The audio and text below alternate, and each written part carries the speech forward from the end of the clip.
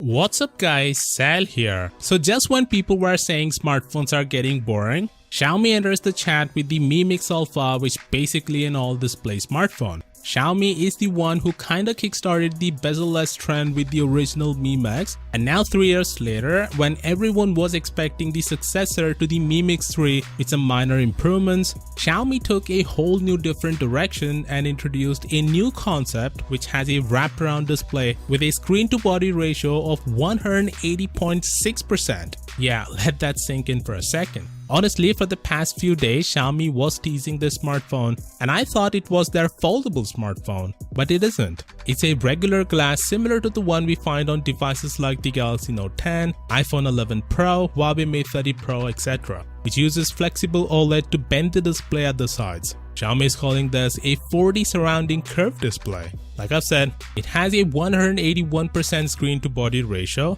The rest 19% is occupied by small border up top and bottom, and the rear cameras eat some of that screen to body ratio real estate. Speaking of which, the phone has 108 megapixel camera. As we have talked in the past, Samsung is the supplier of this camera, which uses tetracell technology to take full 108 megapixel images in daylight and 427 megapixel images in low light and combine it to form one detailed image. There's a wide angle and telephoto camera present as well. As you can see, there's only one set of cameras on this phone, and if you want to take selfies or make video calls, then you have to flip the phone, which shouldn't be a problem because there's a display at the back as well. All in all, it looks identical to the Huawei's foldable smartphone, the Mate X. But the difference is, the Mi knew we would see smartphones that would look like this in the future, but didn't expect that would happen in 2019 itself. To be clear, this is still a concept, which means Xiaomi isn't mass producing it like their other smartphones. They're not even planning to sell this internationally. It will be limited to China and is priced at almost $3,000. It's the only trend that I don't like about the current smartphones. Technology is getting better and improving at a rapid rate,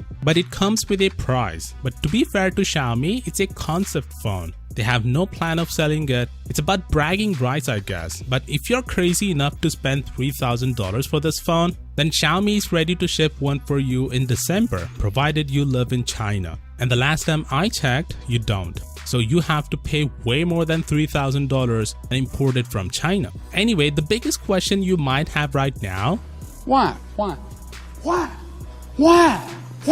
Look, I totally understand that it doesn't provide much of value other than the fact that it looks freaking cool. Listen, phones are getting ridiculously expensive to the point that they're not just phones anymore, but a status symbol as well. It reflects your personality, if that makes sense. When I'm buying a car, my top priority is looks, and then comes the rest. Same for the phones as well. When I'm buying a budget or mid-range phone, looks are not really that important. The specs and features are. But when I'm getting a flagship, looks are one of the top priorities before making a purchase. And I'm sure there are millions out there with a similar mindset as well. That's why looks are important, and that's why this phone matters. Phone companies aren't dumb that they are running in a race to increase the screen to body ratio, because they know there's a huge demand for this. And that's the reason this phone exists, and probably more companies would follow suit and come with similar phones as well. One more thing I need to mention, because they can just ignore the side areas with the help of a software,